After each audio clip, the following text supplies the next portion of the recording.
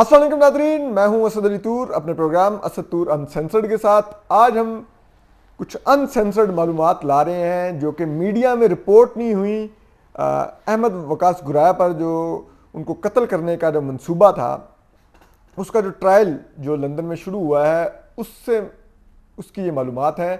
कुछ तो मीडिया में रिपोर्ट हुई हैं, लेकिन हम उसके अलावा भी कुछ इजाफी मालूमात लेके आ रहे हैं और जो हमारे ख्याल में बहुत अहम है। और इस पूरे केस के पाकिस्तान और पाकिस्तान के रियासती इदारों के लिए भी रिप्रिकशंस हो सकते हैं। ये बड़ा ही एक परेशान कुन मामला है और हमारा नहीं ख्याल कि इसको इस तरह से इग्नोर करना चाहिए या इसको लाइट लेना चाहिए कि इसमें कुछ भी नहीं है, एक एक्टिविस्ट है और उसका मामला है। नहीं, ये नहीं है। हम आपको कुछ ऐसी मालूमात आज देंगे कि जो वैसे मीडिया में रिपोर्ट नहीं हुई और हम आपके लिए ये एक्सक्लूसिवली लेके आ रहे हैं। हमने मुख्तलिफ ज़राए से बात की है, इस केस से जुड़े जो फ्रीकैन हैं उनसे हमारी बात हुई। फ्रीकैन तो नहीं, लेकिन आप कह लें कि एक जो मरकज़ी जो साइड है उस तरफ हमारी बात हुई है। तो अब हम आपको ये बता दें कि जो इस अहमद वकास गुराए के जो एक एक्टिविस्ट हैं, नीदरलैंड में मुकीम है, पाकिस्तानी शहरी हैं।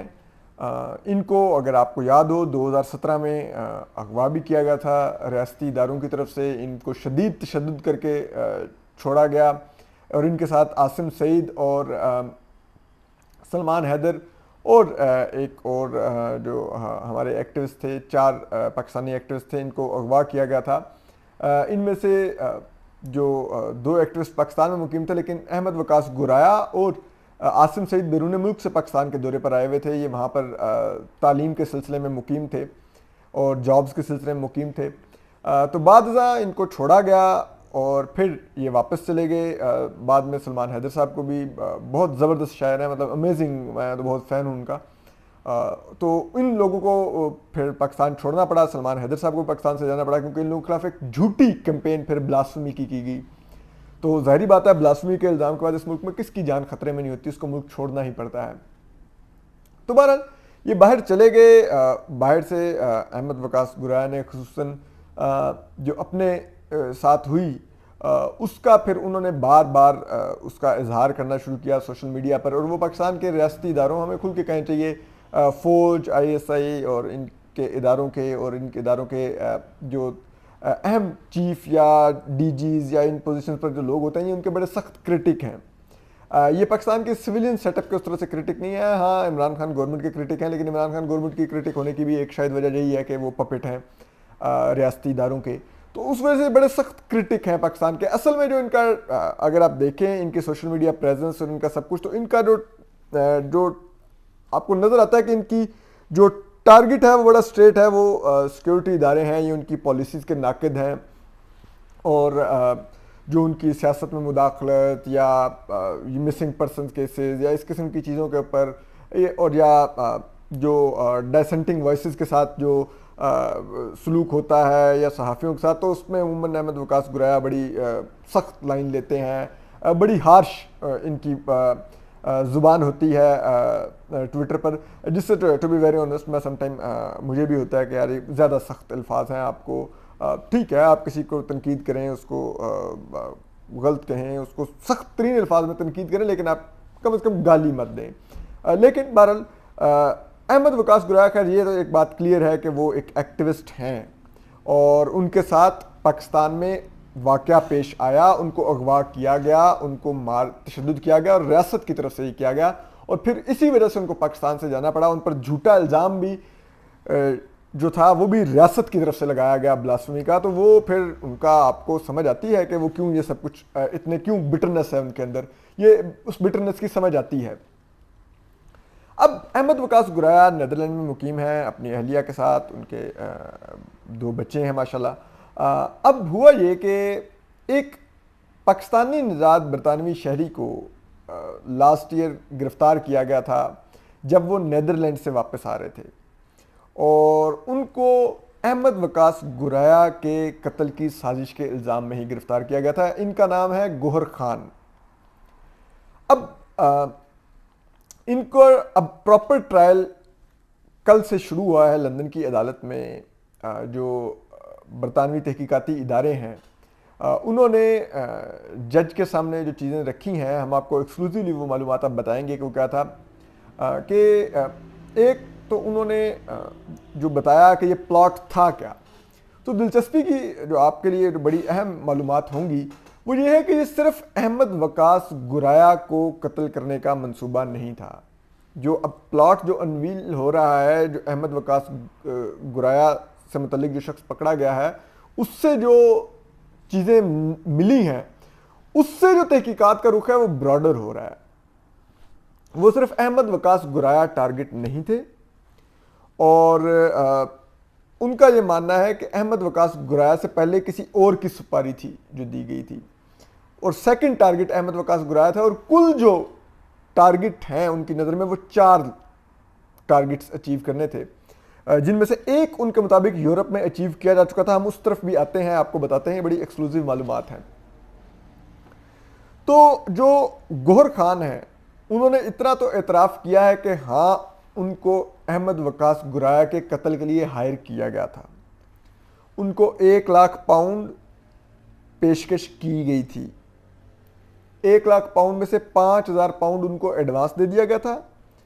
80,000 پاؤنڈ ان کو ملنا تھا, 75,000 پاؤنڈ ان کو ملنا تھا خدا نہ خواستہ اگر وہ احمد وقاص گرایا کو قتل کر دیتے, اور 20,000 پاؤنڈ جو ان کی جس نے یہ ڈیل کروائی تھی اس کی کمیشن تھی. اور آپ کو بتائیں کہ جو دلچسپی کی بات کہ یہ جو ڈیل ہوئی یہ پاکستان میں ہوئی, اور اس تمام پلاٹ کے 3 اور کریکٹرز ہیں جو برطانوی تحقیقاتی اداروں کے مطابق پاکستان میں مقیم ہیں. 4 اور کریکٹرز ہیں. ایک بگ باس ہیں ایک کوئی مش ہے, ایک کوئی مرز ہے, اور ایک کوئی علی ہے. یہ 4 لوگ ہیں جو گوہر خان سے ڈیل کر رہے تھے, اور انہی کی چیٹس گوہر خان کے واٹس ایپ میسیجز میں ملی ہے, اور گوہر خان کے سگنل جو ایک ایپ ہے وہ بھی ایک عموماً ڈائسنٹنگ وائسز اور صحافی یوز کرتے ہیں, بڑی سیکیور ایپ ہے وہ, جسے کہتے ہیں اس کو سپائی نہیں کیا جا سکتا. تو وہ ان سے ملی ہیں یہ چیٹس. گوہر خان کا جب موبائل قبضے میں لیا گیا تو یہ اس سے یہ چیٹس ملی ہیں جس سے یہ تمام پلاٹ اسٹیبلش ہوا, جس میں احمد وقاص گرایا کے لیے مچھلی کا ورڈ یوز کیا جا رہا ہے, اور ان کو کہا جا رہا ہے کہ ٹونا مچھلی ہے جس کو آپ نے کرنا ہے. تو وہ جو گوہر خان ہیں وہ جو ڈیل کاٹ رہے ہیں پیسوں کے لیے, تو وہ کہہ رہے ہیں کہ اگر تو شارک ہے تو میں زیادہ پیسے لوں گا کیونکہ شارک بڑی ہوتی ہے, اور اگر چھوٹی مچھلی ہے لائک ٹونا مچھلی ہے تو میں کم پیسے لوں گا. تو پھر ان کو بتایا جاتا ہے کہ ہاں ٹونا مچھلی ہے, اور اس کے لیے پھر 1 لاکھ پاؤنڈ پہ یہ ڈیل طے ہوتی ہے, یعنی کہ تقریباً پاکستانی 2.5 کروڑ روپے پہ.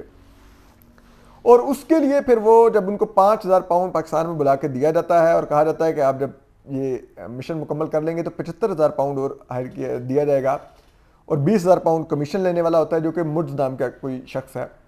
اور پھر اس کے بعد وہ واپس جاتے ہیں, اور واپس جا کے وہ ایک اس سے خنجر خریدتے ہیں, گاڑی وہاں پہ ہائر کرتے ہیں نیدرلینڈ میں, جس سے وقاص گرایا کی تلاش کا کام شروع کرتے ہیں. اور انہی جو کانٹیکٹس ہیں ان کے مرز مش اور علی اور بگ باس, ان کی طرف سے اس چیٹ میں احمد وقاص گرایا کی بھیجی ہوئی تصویر بھی شامل ہے, اور یہ سب کچھ ثبوت موجود ہے. اور وہ خود بھی مان رہے ہیں کہ ہاں, لیکن ان کا یہ کہنا ہے کہ ہاں میں نے پیسے لیے تھے لیکن میرا پلان جو تھا پیسے لے کے رکھ لوں گا, جاب ایگزیکیوٹ نہیں کروں گا.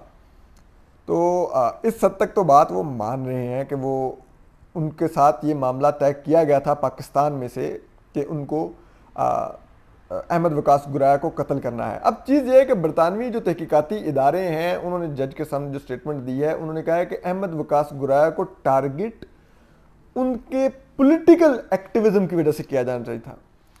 تو اب اگر آپ اس کو دیکھیں تو اٹ مینز وہ بڑے واضح پولیٹیکل, اگر میں نے آپ کو شروع میں بتایا کہ ان کا ایکٹیویزم کیا ہے, تو پھر اس کا مطلب ہے کہ برطانوی تحقیقاتی ادارے اسی طرف اشارہ کر رہے ہیں.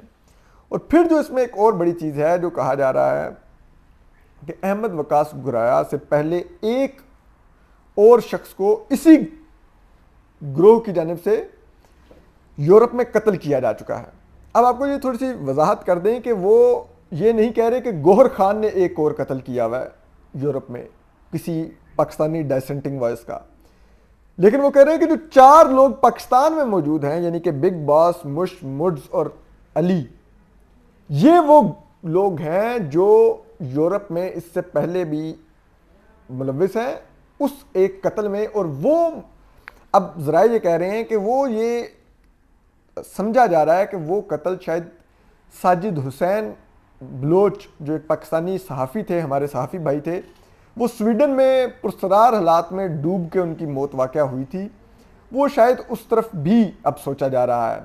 اور آپ کو یاد رکھنا چاہیے کہ پچھلے کچھ عرصے میں ساجد حسین بلوچ اور کریمہ بلوچ جو ہماری بلوچ بہن تھیں جن کا کینیڈا میں جن کا موت واقع ہوئی، وہ بھی پانی میں ڈوب کر ان کی بھی پرسرار حالات میں موت واقع ہوئی تھی، گو کہ اتھارٹیز نے کہا کہ اس پر ان کو کوئی کرمنل ایکٹیویٹی کے ثبوت نہیں ملے کہ کسی نے ان کو براہ راست مطلب قتل کرنے کے ان کو اس طرح سے کوئی ثبوت نہیں ملے، لیکن ایک بات دونوں کے قتل میں سملر ہے کہ دونوں ہی پانی میں ڈوب کر ان کی ہلاکت ہوئی، جبکہ دونوں صحت مند تھے، کوئی تیراکی کے لیے نہیں گئے ہوئے تھے، کوئی ایسا ان کا پلان نہیں تھا، اس کے باوجود وہ ڈوب کے پرسرار حالات میں ان کی ہلاکت ہوئی۔ تو یہ بڑا پرسرار معاملہ ہے۔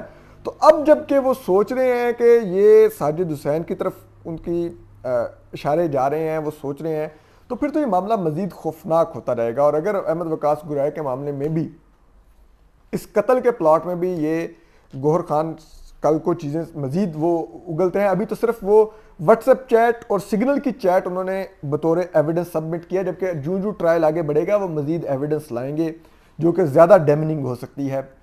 تو ایسے میں آپ سوچئے کہ اس کے ریپلیکیشنز پاکستان کے لیے اور پاکستانی ریاستی اداروں کے لیے کیا ہو سکتے ہیں کہ اگر باہر یہ الزام لگنے لگ جائے کہ مبینہ طور پہ اس سازش میں ہماری ریاست ملوث تھی، تو یہ بہت ہی خوفناک ریپریکشنز ہوں گے اس کے۔